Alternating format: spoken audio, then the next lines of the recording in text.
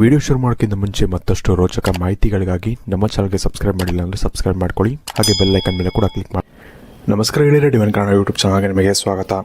ಗೆಳೆಯರೆ, ಇವತ್ತಿನ ಈ ಒಂದು ವಿಡಿಯೋದಲ್ಲೂ ಕೂಡ ನಾವು ಸಣ್ಣ ಒಂದು ಪ್ರಿಡಿಕ್ಷನನ್ನು ಮಾಡ್ತಿದ್ದೀವಿ. ಹಾಗೆ ಇದೊಂದು ವಿಶೇಷವಾದಂತಹ ಒಂದು ವಿಡಿಯೋ ಕೂಡ ಆಗಿರುತ್ತೆ. ಎಲ್ಲರಿಗೂ ಕೂಡ ಒಂದು ದೇವರು ಅನ್ನೋದು ಇಷ್ಟ ಇರುತ್ತೆ. ದೇವರು ಎಲ್ಲ ದೇವರನ್ನು ನಾವು ಒಂದೇ ರೀತಿಯಲ್ಲಿ ನೋಡಿದ್ರೂ ಕೂಡ ಯಾವುದೋ ಒಂದು ದೇವರಿಗೆ ನಮಗೆ ಒಂದು ಸ್ಪೆಷಲ್ ಆದಂಥ ಒಂದು ಕನೆಕ್ಷನ್ ಅನ್ನೋದು ಇರುತ್ತೆ, ಅಥವಾ ನಮಗೆ ಇಷ್ಟ ಅನ್ನೋ ಒಂದು ಭಾವನೆ ಇರುತ್ತೆ, ಅಥವಾ ಆ ಒಂದು ದೇವರ ಒಂದು ಸ್ಟೋರಿ ಏನಿರುತ್ತೆ. ನೀವು ಸ್ಟೋರಿಗಳನ್ನ ಕೂಡ ಕೇಳಿರ್ತೀರ.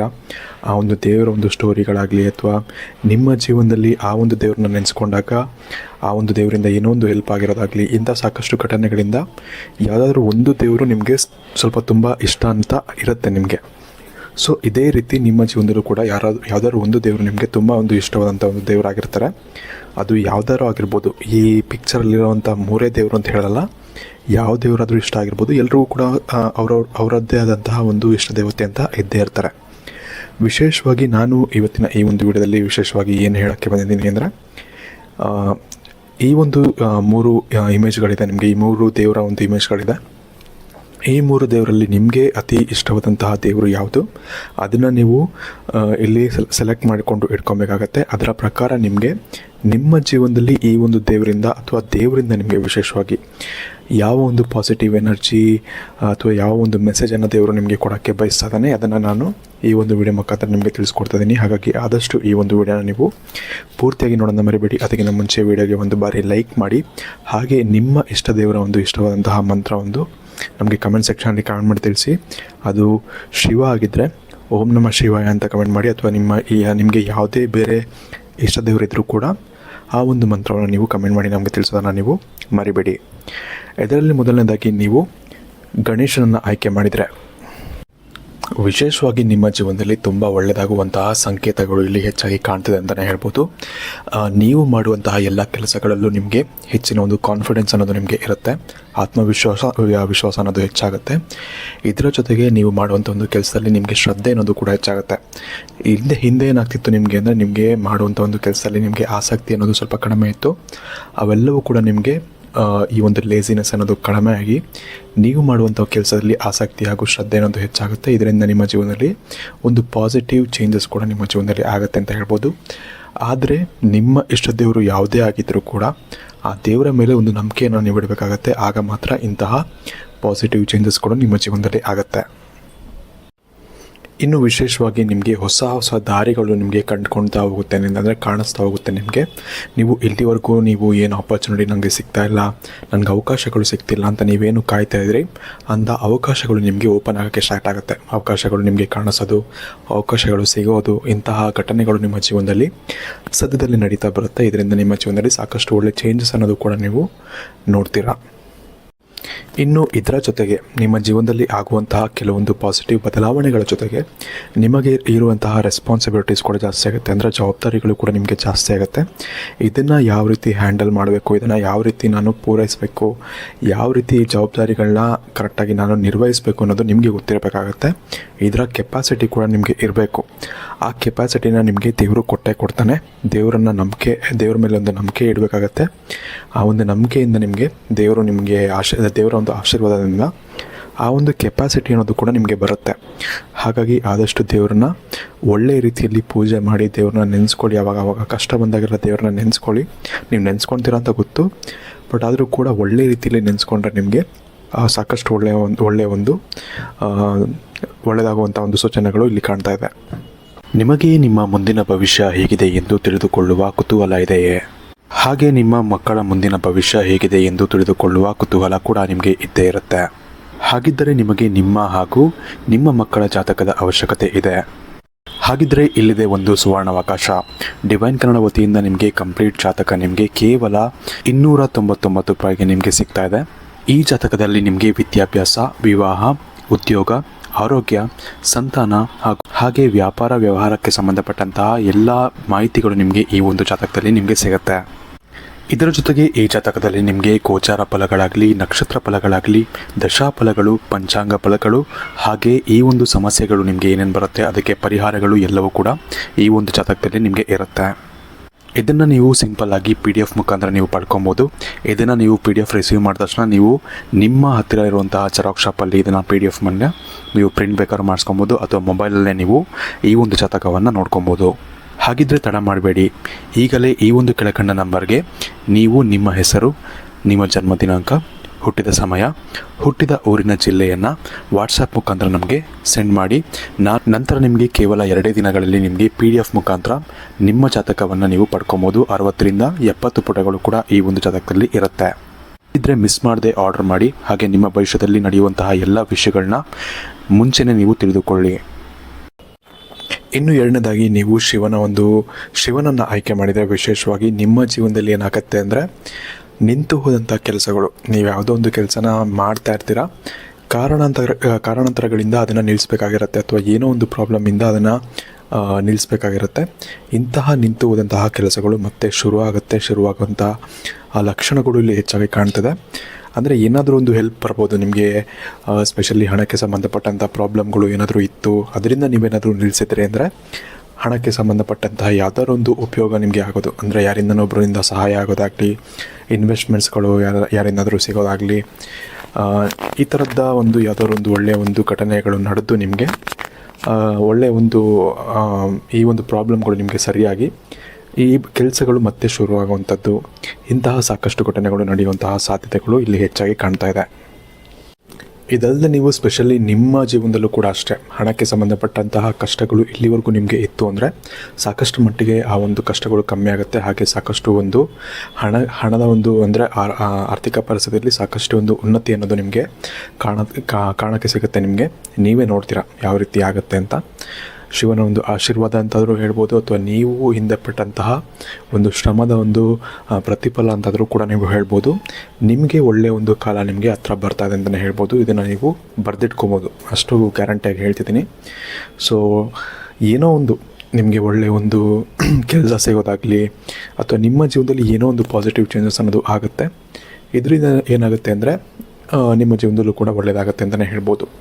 ಸೊ ತುಂಬ ಒಂದು ಒಳ್ಳೆಯ ಒಂದು ಯೋಗ ಇದೆ. ನೀವೇನು ಮಾಡಬೇಕು ಅಂದರೆ, ಆದಷ್ಟು ನಾನು ಮುಂಚೆ ಇರೋರ್ಗೂ ಹೇಳಿದೆ, ನಿಮ್ಮ ಇಷ್ಟದೇವರು, ನಾನು ಇಲ್ಲಿ ಶಿವ ಅಂತ ಹೇಳ್ತಿಲ್ಲ, ಅಥವಾ ಆಂಜನೇಯ ಅಂತ ಹೇಳ್ತಿಲ್ಲ, ಅಥವಾ ಗಣೇಶ ಅಂತ ಹೇಳ್ತಿಲ್ಲ, ನಿಮ್ಮ ಇಷ್ಟದೇವರು ಯಾವುದಾದ್ರು ಆಗಿರಲಿ, ನೀವೊಬ್ಬರು ದೇವರು ಅಂದಾಗ ಅದು ಎಲ್ರಿಗೂ ಕೂಡ ಒಬ್ಬರೇ ಆಗಿರ್ತಾರೆ, ಒಬ್ಬರೇ ದೇವರು ಅಂತ ನೀವು ಅಂದ್ಕೊಬೇಕಾಗತ್ತೆ.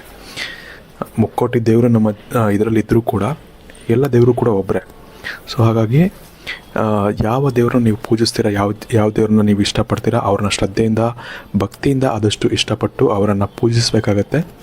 ಅವರಿಂದ ನಮಗೇನು ಫಲ ಸಿಗಬೇಕು ಅದನ್ನು ನಾವು ಹೆಚ್ಚಾಗಿ ಬಯಸಕ್ಕೆ ಹೋಗಬಾರ್ದು. ಆ ಫಲ ಬೇಕು, ಅದು ಬೇಕು, ಇದು ಬೇಕು ಅಂತ ನೀವು ಅದನ್ನೇ ಕೇಳ್ತಾನೆ ಇರಬಾರ್ದು, ಅಥವಾ ನಿಮ್ಮ ಕಷ್ಟಗಳನ್ನೇ ಹೇಳ್ಕೊತಿರಬಾರ್ದು ದೇವ್ರಿಗೆ ಜಾಸ್ತಿ. ಎಷ್ಟು ಬೇಕೋ ಅಷ್ಟು ಕಷ್ಟಗಳನ್ನ ಹೇಳ್ಕೊಬೇಕಾಗತ್ತೆ, ಅಥವಾ ಏನು ಬೇಕು ಅನ್ನೋದು ನೀವು ಹೇಳ್ಕೊಬೇಕು, ಬಟ್ ಅದನ್ನೇ ಹೇಳ್ತಾ ಇರಬಾರ್ದು. ಭಕ್ತಿಯಿಂದ ದೇವ್ರನ್ನ ಮನಸ್ಸಿಂದ ಪ್ರೀತಿ ಮಾಡಿ ಪೂಜಿಸಿ, ನಿಮಗೆ ಅದರಿಂದ ನಿಮಗೆ ಸಾಕಷ್ಟು ಒಳ್ಳೆಯದಾಗತ್ತೆ ಅಂತಲೇ ಹೇಳ್ಬೋದು. ಸೊ ಹಾಗಾಗಿ ನಿಮಗೂ ಕೂಡ ಒಂದು ಒಳ್ಳೆಯ ಒಂದು ಪ್ರಿಡಿಕ್ಷನ್ಸ್ ಅನ್ನೋದೇ ಬಂದಿದೆ. ನಿಮಗೆ ಒಳ್ಳೆಯ ಒಂದು ಸಮಯ ಅನ್ನೋದು ಮುಂದೆ ನಿಮಗೆ ಬರುತ್ತೆ ಅಂತಲೇ ಹೇಳ್ಬೋದು. ಆದರೆ ಒಂದು ಪ್ರಾಬ್ಲಮ್ ಏನಪ್ಪ ಅಂದರೆ, ಇಲ್ಲಿ ಆರ್ಥಿಕ ಪರಿಸ್ಥಿತಿ ವೃದ್ಧಿ ಜೊತೆಗೆ ನೀವು ಸ್ವಲ್ಪ ಹಣವನ್ನು ವ್ಯರ್ಥ ಮಾಡ್ತೀರ ಅಂತ ಕೂಡ ಇದೆ. ಅಂದರೆ ಏನಾದರೂ ಅಧಿಕ ಖರ್ಚು ಮಾಡ್ತೀರ ಅನ್ನೋದು ಕೂಡ ಇದೆ. ನಿಮಗೆ ದೇವರು ಹಣ ಕೊಡ್ತಾನೆ ಅಂದರೆ ನಿಮ್ಮನ್ನ ಟೆಸ್ಟ್ ಮಾಡ್ತಿದ್ದಾನೆ ಅಂತ ದೇವರು ಏನೋ ಒಂದು ಒಳ್ಳೇದು ಮಾಡ್ತೇನೆ ಅಂದರೆ ಅದ್ರ ಜೊತೆ ಟೆಸ್ಟ್ ಕೂಡ ಮಾಡ್ತಿರ್ತಾನೆ. ನೀವು ಅವಾಗ ನೀವು ಕಷ್ಟ ಇದ್ದಾಗ ಹೇಗಿದ್ರಿ, ನೀವು ಸುಖ ಬಂದಾಗ ಹೇಗಿದ್ದೀರಾ, ಇವೆಲ್ಲವನ್ನು ಟೆಸ್ಟ್ ಮಾಡ್ತಿರ್ತಾನೆ. ಹಾಗಾಗಿ ಹಣ ಕೊಟ್ಟ ತಕ್ಷಣ ನೀವು ಅದನ್ನೆಲ್ಲ ಖರ್ಚು ಮಾಡೋಕ್ಕೆ ಹೋಗಬೇಡಿ. ನಿಮಗೇನು ಅವಶ್ಯಕತೆ ಇದೆ ಸದ್ಯಕ್ಕೆ ಅಷ್ಟು ಮಾತ್ರ ಖರ್ಚು ಮಾಡ್ಕೊಳ್ಳಿ. ಯಾವಾಗ ನಿಮಗೆ ಒಂದು ಸ್ಟೇಬಲ್ ಆಗಿ ಒಂದು ಸ್ಯಾಲ್ರಿ ಅಥವಾ ಸ್ಟೇಬಲ್ ಆಗಿ ಒಂದು ಹಣ ಆ ಥರ ಬರ್ತಾ ಇದೆ ಅಂದಾಗ ಮಾತ್ರ ನಿಮಗೆ ಬೇಕಾದಂತಹ ಖರ್ಚುಗಳನ್ನ ನೀವು ಮಾಡ್ಕೊಬೇಕಾಗತ್ತೆ. ಇದರಿಂದ ನಿಮಗೆ ಒಂದು ಡಿಸಿಪ್ಲಿನ್ ಅನ್ನೋದು ಕೂಡ ಸಿಗುತ್ತೆ. ಹಾಗೆ ದೇವರು ಕೂಡ ಏನೋ ಒಂದು ಪಾಠವನ್ನು ಕಲಿಸ್ಬೇಕು ಅಂತ ಅಂದ್ಕೊತಿರ್ತಾನೆ. ಈ ಒಂದು ಕಾರಣದಿಂದಾಗಿ ಸ್ವಲ್ಪ ನೋಡಿಕೊಂಡು ನೀವು ಖರ್ಚನ್ನು ಮಾಡಿದ್ರೆ ಒಳ್ಳೆಯದು ಅಂತ ಹೇಳ್ಬೋದು. ನಿಮಗೆ ನಿಮ್ಮ ಮುಂದಿನ ಭವಿಷ್ಯ ಹೇಗಿದೆ ಎಂದು ತಿಳಿದುಕೊಳ್ಳುವ ಕುತೂಹಲ ಇದೆಯೇ? ಹಾಗೆ ನಿಮ್ಮ ಮಕ್ಕಳ ಮುಂದಿನ ಭವಿಷ್ಯ ಹೇಗಿದೆ ಎಂದು ತಿಳಿದುಕೊಳ್ಳುವ ಕುತೂಹಲ ಕೂಡ ನಿಮಗೆ ಇದ್ದೇ ಇರುತ್ತೆ. ಹಾಗಿದ್ದರೆ ನಿಮಗೆ ನಿಮ್ಮ ಹಾಗೂ ನಿಮ್ಮ ಮಕ್ಕಳ ಜಾತಕದ ಅವಶ್ಯಕತೆ ಇದೆ. ಹಾಗಿದ್ದರೆ ಇಲ್ಲಿದೆ ಒಂದು ಸುವರ್ಣಾವಕಾಶ. ಡಿವೈನ್ ಕನ್ನಡ ವತಿಯಿಂದ ನಿಮಗೆ ಕಂಪ್ಲೀಟ್ ಜಾತಕ ನಿಮಗೆ ಕೇವಲ 299 ರೂಪಾಯಿಗೆ ನಿಮಗೆ ಸಿಗ್ತಾ ಇದೆ. ಈ ಜಾತಕದಲ್ಲಿ ನಿಮಗೆ ವಿದ್ಯಾಭ್ಯಾಸ, ವಿವಾಹ, ಉದ್ಯೋಗ, ಆರೋಗ್ಯ, ಸಂತಾನ ಹಾಗೆ ವ್ಯಾಪಾರ ವ್ಯವಹಾರಕ್ಕೆ ಸಂಬಂಧಪಟ್ಟಂತಹ ಎಲ್ಲ ಮಾಹಿತಿಗಳು ನಿಮಗೆ ಈ ಒಂದು ಜಾತಕದಲ್ಲಿ ನಿಮಗೆ ಸಿಗುತ್ತೆ. ಇದರ ಜೊತೆಗೆ ಈ ಜಾತಕದಲ್ಲಿ ನಿಮಗೆ ಗೋಚಾರ ಫಲಗಳಾಗಲಿ, ನಕ್ಷತ್ರ ಫಲಗಳಾಗಲಿ, ದಶಾಫಲಗಳು, ಪಂಚಾಂಗ ಫಲಗಳು, ಹಾಗೆ ಈ ಒಂದು ಸಮಸ್ಯೆಗಳು ನಿಮಗೆ ಏನೇನು ಬರುತ್ತೆ ಅದಕ್ಕೆ ಪರಿಹಾರಗಳು ಎಲ್ಲವೂ ಕೂಡ ಈ ಒಂದು ಜಾತಕದಲ್ಲಿ ನಿಮಗೆ ಇರುತ್ತೆ. ಇದನ್ನು ನೀವು ಸಿಂಪಲ್ಲಾಗಿ PDF ಮುಖಾಂತರ ನೀವು ಪಡ್ಕೊಬೋದು.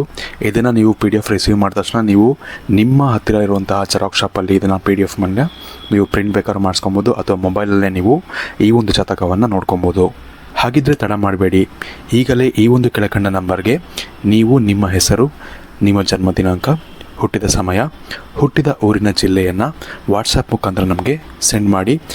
ನಂತರ ನಿಮಗೆ ಕೇವಲ 2 ದಿನಗಳಲ್ಲಿ ನಿಮಗೆ PDF ಮುಖಾಂತರ ನಿಮ್ಮ ಜಾತಕವನ್ನು ನೀವು ಪಡ್ಕೊಬೋದು. 60ರಿಂದ 70 ಪುಟಗಳು ಕೂಡ ಈ ಒಂದು ಜಾತಕದಲ್ಲಿ ಇರುತ್ತೆ. ಇದ್ರೆ ಮಿಸ್ ಮಾಡದೆ ಆರ್ಡರ್ ಮಾಡಿ, ಹಾಗೆ ನಿಮ್ಮ ಭವಿಷ್ಯದಲ್ಲಿ ನಡೆಯುವಂತಹ ಎಲ್ಲ ವಿಷಯಗಳನ್ನ ಮುಂಚೆನೇ ನೀವು ತಿಳಿದುಕೊಳ್ಳಿ. ಇನ್ನು ಕೊನೆಯದಾಗಿ ನೀವು ಆಂಜನೇಯ ಸ್ವಾಮಿಯನ್ನು ನೀವು ಆಯ್ಕೆ ಮಾಡಿದರೆ, ವಿಶೇಷವಾಗಿ ನಿಮ್ಮ ವಿಚಾರದಲ್ಲಿ ಯಾವ ರೀತಿ ಇದೆ ಅಂದರೆ, ನಿಮಗೆ ಹಣಕ್ಕೆ ಸಂಬಂಧಪಟ್ಟಂತಹ ಸಹಾಯ ನಿಮಗೆ ದೇವರು ಮಾಡ್ತಾರೆ. ಆದರೆ ಇಲ್ಲೊಂದು ವಿಶೇಷ ಏನಪ್ಪ ಅಂದರೆ, ನೀವು ಎಷ್ಟು ಖರ್ಚು ಮಾಡ್ತೀರೋ, ವ್ಯರ್ಥ ಖರ್ಚು ಅಂತ ಹೇಳ್ತಿಲ್ಲ, ಎಷ್ಟು ನೀವು ಒಳ್ಳೆಯ ವಿಷಯಗಳಿಗೆ ಖರ್ಚು ಮಾಡ್ತೀರೋ ಅದಕ್ಕಿಂತ ಹೆಚ್ಚು ನಿಮಗೆ ಡಬಲ್ ನಿಮಗೆ ಮತ್ತೆ ನಿಮಗೆ ಹಣಕ್ಕೆ ಸಂಬಂಧಪಟ್ಟಂತಹ ಒಳ್ಳೆಯ ವಿಷಯಗಳು ನಿಮ್ಮ ಜೀವನದಲ್ಲಿ ನಡೀತಾ ಇರುತ್ತೆ ಅಂತ ಹೇಳ್ಬೋದು. ಅಂದರೆ ವ್ಯರ್ಥ ಖರ್ಚು ಮಾಡಿ ಅಂತ ಹೇಳ್ತಿಲ್ಲ, ಇಲ್ಲಿ ನಿಮ್ಮ ಅವಶ್ಯಕತೆಗೆ ಏನು ಖರ್ಚು ಮಾಡ್ತೀರಾ, ಅಥವಾ ಯಾರಿಗಾದ್ರೂ ನೀವು ಸಹಾಯವನ್ನು ಮಾಡೋದಾಗಲಿ, ಇಂತಹ ಕೆಲಸಗಳು, ಒಳ್ಳೊಳ್ಳೆ ಕೆಲಸಗಳಿಗೆ ನೀವು ಹಣವನ್ನು ಖರ್ಚು ಮಾಡ್ತೀರಾ ಅಂದರೆ ಅದಕ್ಕಿಂತ ಡಬಲ್ ನಿಮಗೆ ದೇವರು ಕೊಡ್ತಾನೆ ಅನ್ನೋ ಒಂದು ಸಂಕೇತ ನಿಮಗೆ ಇಲ್ಲಿ ಕಾಣ್ತಾ ಇದೆ. ಅದು ಯಾವ ರೀತಿಯಲ್ಲಿ ಕೊಡ್ತಾನೆ ಅನ್ನೋದು ನಿಮಗೆ ಗೊತ್ತಿರುತ್ತೆ. ಒಟ್ಟು ಈ ಒಂದು ಸಂಕೇತವಂತೂ ಇಲ್ಲಿ ಕಾಣ್ತಾ ಇದೆ.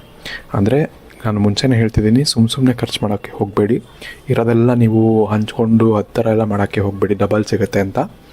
ಬಟ್ ಎಷ್ಟಾಗುತ್ತೋ ನಿಮ್ಮ ಕೈಲಿ ನಿಮಗೆ ಬೇಕಾದಷ್ಟು ಇಟ್ಕೊಂಡು ಇನ್ನೊಬ್ಬರಿಗೆ ಸಹಾಯ ಮಾಡೋಕ್ಕಾದರೆ ಮಾಡಿ, ಇಲ್ಲಾಂದರೆ ಬೇಡ.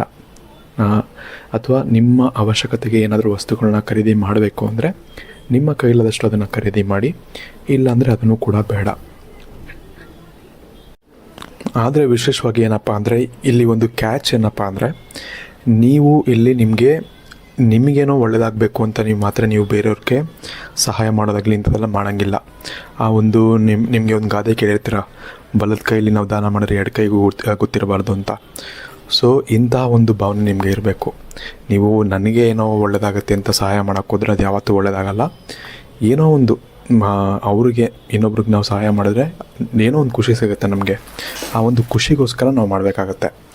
ಸೊ ಆಗ ಮಾತ್ರ ನಿಮಗೆ ಒಳ್ಳೆಯದಾಗತ್ತೆ ಅಂತಲೇ ಹೇಳ್ಬೋದು.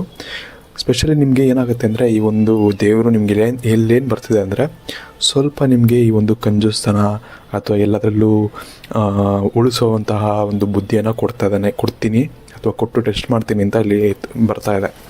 ಸೊ ಅದನ್ನೆಲ್ಲ ನೀವು ಬಿಟ್ಟು, ನಿಮ್ಮ ಹತ್ರ ಹಣ ಇದೆ, ಹಣದ ಸಹಾಯ ಇದೆ ಅಂದರೆ, ನಿಮಗೆ ಹಣ ಇದೆ ಅಂದಾಗ ನೀವು ಅದನ್ನು ಒಳ್ಳೆಯದಕ್ಕೆ ಉಪಯೋಗಿಸ್ಕೊಂಡ್ರೆ ನಿಮಗೆ ಸಾಕಷ್ಟು ಒಂದು ಒಳ್ಳೆಯದಾಗತ್ತೆ ಅಂತ ಇಲ್ಲಿ ತೋರಿಸ್ತಾ ಇದೆ. ಅದನ್ನು ನೀವು ಮಾಡಿದ್ರೆ ತುಂಬ ಒಂದು ಒಳ್ಳೆಯದಾಗತ್ತೆ. ಇನ್ನು ಇದ್ರ ಜೊತೆಗೆ ನೀವು ಏನಾದರೂ ಮನೆ ಕಟ್ಟಿಸ್ಬೇಕು, ತುಂಬ ವರ್ಷಗಳಿಂದ ಈ ಒಂದು ಕನಸನ್ನು ಇಟ್ಕೊಂಡಿದ್ರೆ ಇದಕ್ಕೆ ಆಗ್ತಾ ಇರಲಿಲ್ಲ ಅಂದರೆ ಅದಕ್ಕೂ ಕೂಡ ಒಳ್ಳೆಯ ಯೋಗ ಇದೆ.